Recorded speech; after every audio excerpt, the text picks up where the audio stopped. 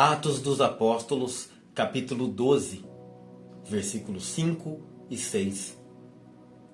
Pedro estava encarcerado, mas a igreja fazia contínuas orações por ele a Deus. Quando Herodes estava para apresentá-lo, naquela mesma noite, Pedro dormia entre dois soldados, preso por duas correntes. Pedro estava encarcerado, mas a igreja fazia contínuas orações por ele a Deus. Quando Herodes estava para apresentá-lo, naquela mesma noite, Pedro dormia entre dois soldados, preso por duas correntes. Eu fiquei pensando profundamente nesse texto, no meu devocional.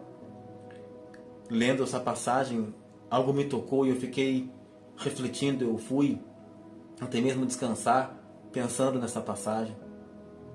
Aqui o contexto, Herodes, ele estava babando de ódio. Ele queria matar ali os apóstolos. E ele consegue fazer isso, ele faz isso com Tiago, no começo aqui do capítulo. E ele mata Tiago ali então a fio de espada. E quando ele percebe que os judeus aplaudiram, ele pensa da seguinte maneira: eu vou continuar então. Ele teve um apoio popular, então ele pega Pedro, coloca ele encerrado, dá um tempo ali para ele, mas qual era a intenção? Maltratar os servos de Deus. Sem dúvida alguma, ele queria fazer isso com Pedro. Algo que eu posso destacar aqui no versículo 5, que enquanto Herodes aguardava ali, depois da Páscoa, para não ter atrito, ele fala: não, vamos deixar ele um pouquinho aqui. A Bíblia fala que a igreja fazia constantes orações contínuas por ele a Deus. O que será que eles falavam? Deus, liberta nosso líder, tem misericórdia, faz justiça, nós já perdemos um, não deixa outro morrer também. Eu não sei as palavras, mas a Bíblia fala que eram orações contínuas. Algo que nós temos visto no nosso dia a dia que tem sumido. As nossas reuniões de oração, quando existem, elas são completamente esvaziadas. Nós temos tempo para tudo, mas não temos tempo para interceder, como foi aqui a igreja de Atos. Eu não sei o que aconteceria se eles tivessem intercedido antes, mas no versículo 5 a Bíblia fala que eles fizeram isso. E aí no versículo 6, quando Herodes estava para apresentá-lo, apresentar para quê? Para o povo, com a intenção de matá-lo. Naquela mesma noite, Pedro dormia entre dois soldados, preso por duas correntes. Eu fico imaginando se eu trocasse de lugar e no lugar de Pedro eu estivesse ali, você estivesse ali, qual seria a minha e a sua reação? Será que nós dormiríamos? Eu dei uma olhada em alguns dados. Antes da pandemia nós tínhamos 264 milhões de pessoas ansiosas. E eu lembro que em um tempo em que eu estava fazendo terapia, eu aprendi e memorizei isso, que a ansiedade, ela é uma angústia do quê? Do futuro. Pedro tinha tudo ali para ser uma pessoa angustiada. Angustiada por quê? Porque ele morreria, era uma coisa real. Mas a Bíblia fala que ele estava dormindo. Que nível de paz esse homem experimentou? Que nível! Então, durante a pandemia, nós tivemos um acréscimo, e isso não foi surpresa para ninguém. Aproximadamente 25%. De 25% o aumento, nós passamos para 330 milhões de pessoas ao redor do mundo com ansiedade. Só para você ter uma base, a população norte-americana está em torno de 345 milhões de pessoas. Ou seja, é como se fosse um país daquele tamanho gigantesco como é os Estados Unidos. Um país todo com ansiedade. Superando em muito o Brasil com seus 210, 215 milhões de pessoas. Dá para entender a proporção, como o nosso mundo hoje está doido, como o nosso mundo está louco.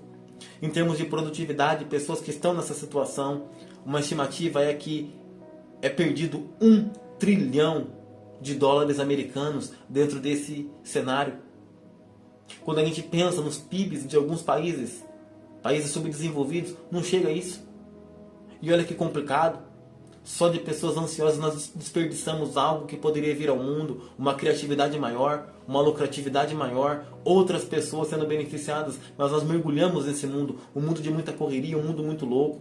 Até mesmo o Brasil, antes da pandemia, aproximadamente ali 9,3% da sua população, em torno de 20 milhões de pessoas sofrendo de ansiedade, o que fez o Brasil ganhar um troféu o que? O hexacampeonato do mundo? Não. O Brasil foi posicionado como o país mais ansioso do mundo. Isso não é um orgulho para nós. Alguma coisa está errada. Alguma coisa precisa ser colocada no eixo novamente. Mas não só isso, eu percebo que um relatório da UERJ apontou o seguinte, que na fase mais crítica da pandemia, esse dado subiu e beirou os 80% da população. Dá para entender? Ansiedade com relação às coisas que viriam, comércio fechado, tudo travado, tudo parado, e uma propaganda massiva, você deve se lembrar, fique em casa, a gente não sabia o que fazer, não sabia quem ouvir, não sabia se tomava vacina, se não tomava vacina, era aquela loucura, e nosso coração então ficou muito ansioso naquele tempo. Eu penso o seguinte, essa reação de ansiedade, ela gera algumas coisas no nosso corpo, começa a mudar, num conjunto de neurônios, a nossa amígdala, que ela é responsável por indicar como se fosse um alarme de incêndio, que fala o seguinte, olha, abandonem, evacuem o prédio, vão embora, porque vocês vão morrer aqui. Então essa amígdala, na situação de ansiedade, o que acontece? Ela dá um pico, ela vai lá no teto, ela joga tudo lá em cima, como se o mundo fosse acabar em 10 minutos, como se tivesse uma contagem regressiva. Não só isso, eu percebo também que o nosso córtex pré-frontal, a área de tomada de decisão, o que acontece então? Ela tem um declínio. A pessoa não consegue produzir mais nada. Ela fica ali ao mesmo tempo que agitada, ao mesmo tempo que alerta, ela não consegue raciocinar, ela não consegue achar uma saída para a situação que ela vive. Existe um neurotransmissor chamado GABA. E esse GABA, ele basicamente é um hormônio que ele fala para você o seguinte, fique quieto, descanse, durma, fique em paz. Sabe o que acontece então? Um declínio violento. A gente então não consegue mais ter a paz suficiente. Veja se faz sentido com o meu quadro, muitas vezes com o seu quadro. Norepinefrina deixa a pessoa muito ali em alerta. Ela vem junto com esse sistema que não tem como a gente desassociar. Um sistema que nós chamamos de luta ou fuga. Um sistema autônomo simpático. Então ele gera a pessoa, liga a pessoa como se tivesse um cachorro muito bravo latindo atrás dela, um leão, ou uma ameaça real. Então ela fica ligada ali quase que 24 horas. E mesmo quando deita para dormir, tem pesadelos, não consegue dormir exatamente. Nós temos um eixo também, hipotálamo. Nós temos um eixo da hipófise e também a glândula adrenal. Eu acho que você deve ter já tido essa experiência de sentir um friozinho na barriga por alguma situação do futuro. Pode ser sim uma questão de uma paquera, de um namoro, mas pode ser também sobre uma prova que você vai fazer. E daquele friozinho na barriga, é justamente esse eixo. E eu percebo que ele vai trabalhar de alguma maneira para que ele venha produzir para nós, produzir para mim, para você, uma energia extra para enfrentarmos situações reais. Mas tem muitas pessoas que vivem num quadro crônico, sempre ansiosas. Você percebeu? Esse é um resumo, teria muito mais coisas para a gente trabalhar aqui do que acontece no nosso cérebro quando essa via de ansiedade é disparada. Mas aqui, no contexto de Atos dos Apóstolos, a Bíblia fala que Pedro não fica assim, vagando, desesperado, correndo. A Bíblia fala que ele está dormindo. Eu acho isso maravilhoso, de verdade. Eu fiquei pensando se fosse comigo aquela situação. Herodes não estava levando ele para um parque de diversão, não levou ele para Disney. Ele queria matar Pedro, mas ele dorme. A igreja ora, mas Pedro dorme. E eu fiquei pensando, por que será que ele dormiu? O que será que aconteceu na cabeça do apóstolo ali? Para que ele viesse de alguma maneira ali a regular a sua amígdala, córtex pré-frontal, o GABA, norepinefrina, o eixo, hipófise, hipotálamo e glândula adrenal. E eu entendo, quando eu olho um pouquinho mais para trás, aqui no Evangelho de João, quando ele recebe uma palavra de Jesus, no Evangelho de João, capítulo 21, versículo 18, em verdade te digo que quando eras mais moço, cingias a ti mesmo e andavas por onde querias, mas quando já fores velho, estenderás as mãos e outro te cingirá e levará para onde não queiras. Eu imagino que Pedro, quando ele ouviu essa palavra do Senhor Jesus, ele pensou o seguinte: todo mundo pode morrer, mas eu não, porque o mestre falou de mim que eu vou ficar velho. Eu não vou morrer aqui na mão de Herodes, mas eu vou morrer de velhice. Isso fez ele ancorar nas palavras do Senhor e dormir. Ele conseguiu crer perfeitamente, porque Jesus nunca falhou. Ele nunca mente.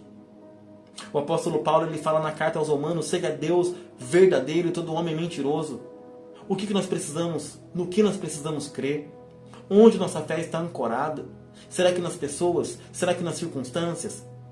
Será que nas coisas? O que? Nós precisamos ter um relacionamento íntimo com Jesus. Aqui mesmo em Atos dos Apóstolos, a Bíblia diz que as pessoas falam dele, de Pedro e de João, que eles eram muito ousados, cheios do Espírito Santo, e a conclusão deles, dos ímpios, foi o seguinte: esses caras estiveram com Jesus. E eu e você, será que nós temos estado com ele? Para que a gente consiga deitar e dormir, para que a gente consiga crer no Senhor, e uma palavra do Senhor modular toda a nossa parte do sistema nervoso central, toda a parte endócrina, para que a gente venha ter uma vida de paz. O Evangelho é um chamado a isso. O Evangelho é para uma vida plena.